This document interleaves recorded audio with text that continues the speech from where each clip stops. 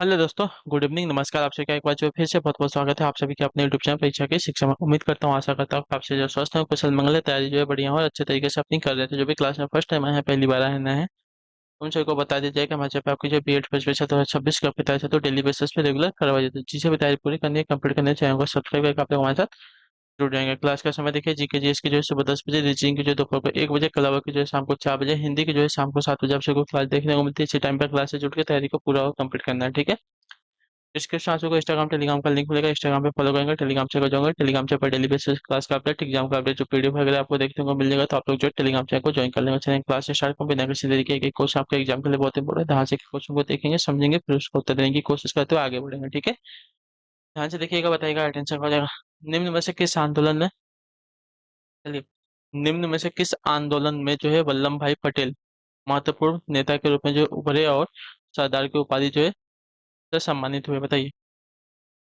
इस आंदोलन में वल्लभ भाई जो है पटेल महत्वपूर्ण नेता के रूप में उभरे और सरदार की उपाधि से सम्मानित हुए, तो आपका राइट आंसर हो जाएगा बारडोली सत्याग्रह में, ठीक है। ऑप्शन जो दिया गया सी वाला विकल्प आपका राइट आंसर होगा। चलिए, वहाँ की महिलाओं ने उन्हें जो है फिर सरदार की उपाधि दी थी। चलिए, किस मुस्लिम शासक के सिक्कों पर जो है लक्ष्मी अंकित की गई थी, बताइए। किस मुस्लिम शासक के सिक्कों पर जो है लक्ष्मी अंकित की गई थी, तो आपका राइट आंसर होती है मोहम्मद गौरी के, ठीक है। ऑप्शन जो दिया गया यहाँ पे, ये वाला विकल्प आपका राइट आंसर हो जाएगा। मोहम्मद गौरी के सिक्कों पर जो है लक्ष्मी जी अंकित की गई। चलिए, क्वेश्चन नंबर आपका 53 नंबर, ध्यान से देखेंगे, बताएंगे, राइट है। महिला शासिका रुद्रमा किस वंश से संबंधित थी, बताइए। महिला शासिका रुद्रमा जो है किस राजवंश से संबंधित थी। इनका संबंध जो है साथियों था काकतीय वंश से, ठीक है। ऑप्शन जो दिया गया विकल्प विकल्प आपका राइट आंसर, महिला शासिका रुद्रमा काकतीय राजवंश से संबंधित थी।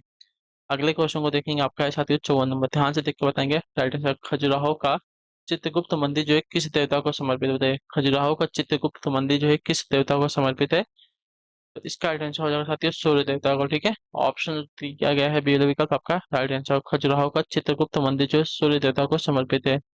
इसे जो है चंदेल शासकों ने बनवाया था, ठीक है। 55 नंबर है, ध्यान से देख के बताएंगे, राइट आंसर हो जाएगा। निम्नलिखित में से कौन जो है सीमांत गांधी के रूप में जो है प्रसिद्ध है। सीमांत गांधी के रूप में कौन प्रसिद्ध है, तो सीमांत गांधी के रूप में प्रसिद्ध व्यक्ति का नाम कौन है, तो आपका राइट आंसर होगा अब्दुल गफ्फार खान, ठीक है। ऑप्शन जो दिया गया है डी वाला विकल्प आपका राइट आंसर हो जाएगा, ठीक है। इनको बादशाह खां के नाम से भी जाना जाता है, ठीक है। चलिए, 56 नंबर है, दीवान ए अर्ज यानी कि सैन्य मामले से संबंधित विभाग को किसने जो है प्रारंभ किया था। दीवान ए अर्ज को जो है किसने प्रारंभ किया था, जो सैन्य मामले से संबंधित विभाग था, तो इसका राइट आंसर हो जाएगा साथियों यहाँ पे बलबन ने। जो ऑप्शन नंबर ए दिया गया आपका राइट आंसर होगा, ठीक। क्लियर होगा इसके बारे में।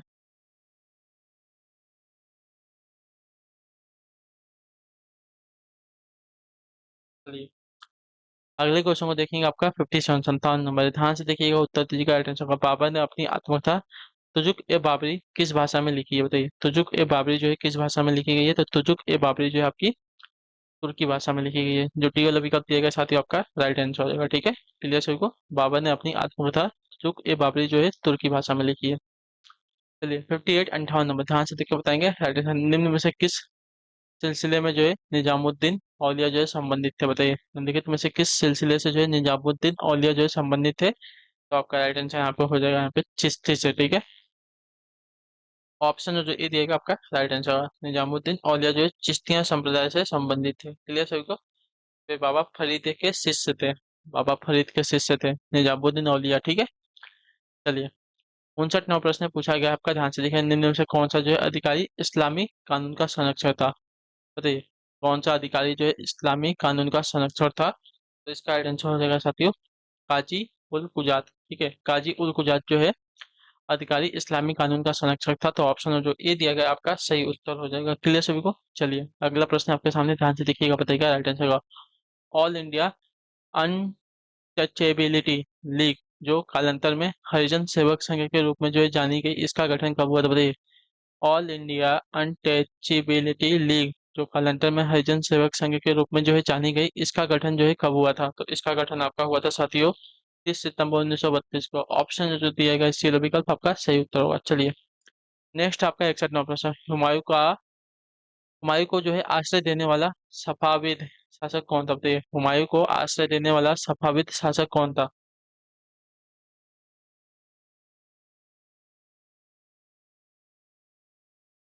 तो आपका राइट आंसर होगा साथियों, शाह तमस प्रथम। ठीक है, ऑप्शन जो दिया गया विकल्प आपका राइट आंसर हो जाएगा। क्लियर हो गया इसके बारे में? हुमायूं को आश्रय देने वाला सफाविद शासक जो है शाह तमस्प प्रथम था। ठीक है,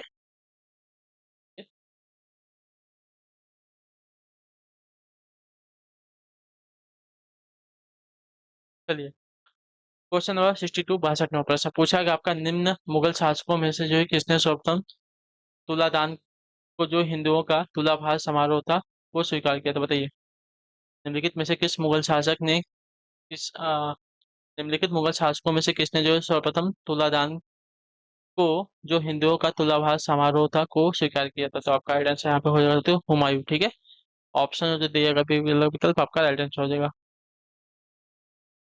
हुमायूं ने सर्वप्रथम जो है तुलादान जो कि हिंदुओं का तुलाभार समारोह था इसको स्वीकार किया था। ठीक है, चलिए 62 नंबर पर ध्यान से देखिएगा, बताइएगा राइट आंसर का। भारतीय राष्ट्रीय कांग्रेस के प्रथम अध्यक्ष थे कौन?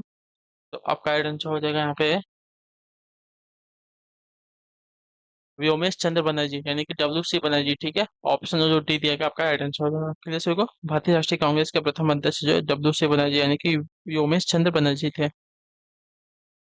चलिए 64 नंबर ध्यान से देखिएगा, उत्तर दीजिएगा राइट आंसर का। ठीक है, निम्नलिखित में से किसने जो है हिंदू विधवा पुनर्विवाह अधिनियम पारित कराने में जो है महत्वपूर्ण भूमिका निभाई थी? बताइए, तो आपका राइट आंसर हो जाएगा यहाँ पे ईश्वर चंद्र विद्यासागर ने। ठीक है, ऑप्शन जो ए दिएगा आपका राइट आंसर हो जाएगा। ठीक है, हिंदू विधवा पुनर्विवाह अधिनियम पारित कराने में जो है महत्वपूर्ण भूमिका निभाई थी ईश्वर चंद्र विद्यासागर ने। 65 नंबर पे, निम्न में से किसके द्वारा जो है भारत के प्रत्येक संघीय क्षेत्र में एक शिक्षा विभाग स्थापित करने की जो है संतुष्टि जो है की गई?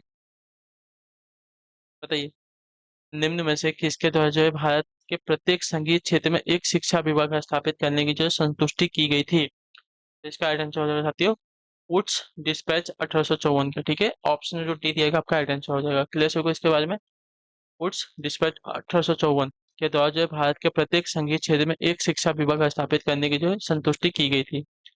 चलिए 56 नंबर ध्यान से देखिएगा, बताइएगा राइट आंसर। 1916 में स्थापित जो है इंडियन होम रूल लीग के प्रथम अध्यक्ष निम्न में से कौन था? बताइए, 1916 में स्थापित जो है इंडियन होम रूल लीग के प्रथम अध्यक्ष जो है निम्न में से कौन थे? तो इसका राइट आंसर आपका हो जाएगा साथी यहाँ पे जोसेफ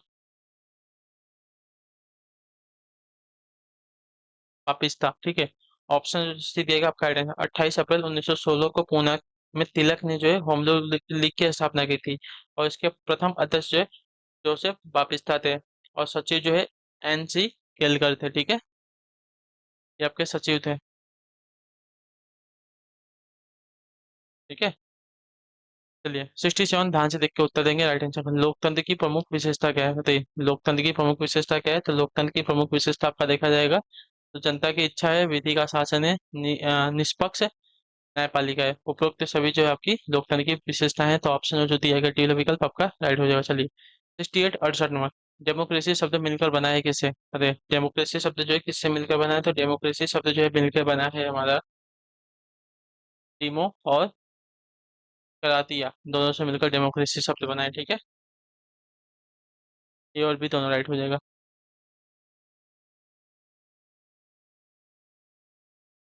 क्लियर है सभी को यहाँ तक क्वेश्चन, हाँ या ना बताइए पहले।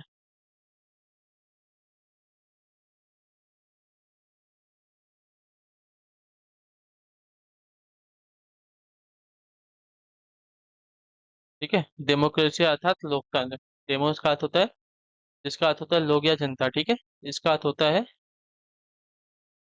लोग या जनता। ठीक है, और करातिया का अर्थ होता है शासन या शक्ति। ठीक है, चलिए अगला प्रश्न देखिएगा, आएगा आपका 69 नंबर। ध्यान से देखिएगा, बताइएगा विश्व के किस देश में महिलाओं को जो वोट देने का अधिकार नहीं है। विश्व के किस देश में जो है महिलाओं को वोट देने का अधिकार नहीं है? तो आपका राइट आंसर हो जाएगा यहाँ पे सऊदी अरब में। ठीक है। ऑप्शन जो दिया गया डी वाला विकल्प आपका राइट हो जाएगा। चलिए 70 नंबर पे ध्यान से देखिएगा। लोकतांत्रिक सरकार बेहतर है क्योंकि बताइए। लोकतांत्रिक सरकार बेहतर है, इसका रीजन क्या है? तो इसका रीजन है साथियों, समान अधिकार नागरिकों को देती है। ठीक है। आगे बढ़ने को समान विकल्प देती है। ठीक है। चुनाव में सभी को भागीदारी चुनाव में सभी की भागीदारी होती है, ये भी सही है। ठीक है, यानी कि उपरोक्त सभी सही हो जाएगा। लोकतांत्रिक सरकार को बेहतर बनाने के लिए रीजन जो दिया गया ये सभी हो जाएगा। ठीक है। लोकतांत्रिक सरकार बेहतर है क्योंकि समान अधिकार नागरिकों को देती है, आगे बढ़ने के समान विकल्प देती है, चुनाव में सभी को जो है भागीदारी देती है। ठीक है। चलिए 71 नंबर है। भारत एक गणराज्य है। तो भारत एक गणराज्य है, इसका रीजन क्या है? तो भारत एक गणराज्य है क्योंकि इसका जो भारत का प्रधान एक निर्धारित अवधि के लिए जो है चुना जाता है। ठीक है, हमेशा के लिए नहीं चुना जाता है, एक अवधि के लिए चुना जाता है। क्लियर? तो भारत का प्रधान एक निर्धारित अवधि के लिए चुना जाता है, इसलिए जो है भारत आपका एक गणराज्य है। 72 नंबर प्रश्न ध्यान से देख के बताएंगे आइडिया का। अंग्रेजी शासन के दौरान जो है भारत के आर्थिक विद्रोहन के विचार को प्रतिपादन किया था किसने? अंग्रेजी शासन के दौरान जो है भारत के आर्थिक दोहन के विचार का प्रतिपादन किसने किया था? तो आपका राइट आंसर यहाँ पे हो जाएगा साथियों, दादा भाई नौरोजी ने। ठीक है। ऑप्शन नंबर जो ए दिया गया है राइट हो जाएगा। चलिए 73 नंबर पर ध्यान से देखिएगा, बताइएगा राइट आंसर का। मुद्रा प्रसार की तुलना डाकू से की जानी चाहिए या कथन किस अर्थशास्त्री का? बताइए। मुद्रा प्रसार की जो तुलना है डाकू से की जानी चाहिए या कथन जो है किस अर्थशास्त्री का है? इसका राइट आंसर आपका हो जाएगा साथियों, रॉबर्टसन का है। ठीक है। ऑप्शन जो सी दिया गया आपका राइट आंसर हो जाएगा। क्लियर सभी को?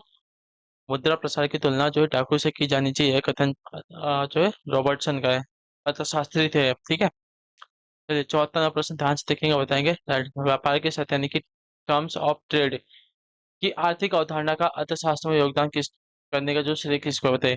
टर्म्स ऑफ ट्रेड यानी कि व्यापार की शर्तें की आर्थिक अवधारणा का अर्थशास्त्र में योगदान करने का जो श्रेय है साथियों किसको है? तो इसका आंसर होगा अमेरिकन अर्थशास्त्री F.W.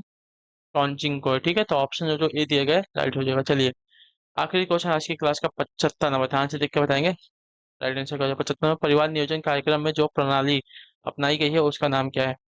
तो परिवार नियोजन कार्यक्रम में जो प्रणाली अपनाई गई है उसका नाम जो है साथियों कैफेटेरिया प्रणाली है। ठीक है। ऑप्शन जो दिया गया यहाँ पे सी विकल्प आपका राइट आंसर। परिवार नियोजन कार्यक्रम में जो प्रणाली अपनाई गई है उसका नाम है कैफेटेरिया प्रणाली। ठीक है। तो ऑप्शन जो दिया गया सी विकल्प आपका राइट हो जाएगा। और मे भी कल आपकी जो है क्लास ना है। ठीक है। तो उसके लिए आप लोग रेडी रहिएगा, अपना जो रिवीजन है उसको कर लीजिएगा आप सभी लोग। तो चलिए, कैसी लगी क्लास नीचे कमेंट में कीजिएगा। क्लास अच्छी लगी तो क्लास को लाइक करेंगे, चैनल पर चैनल को सब्सक्राइब करेंगे।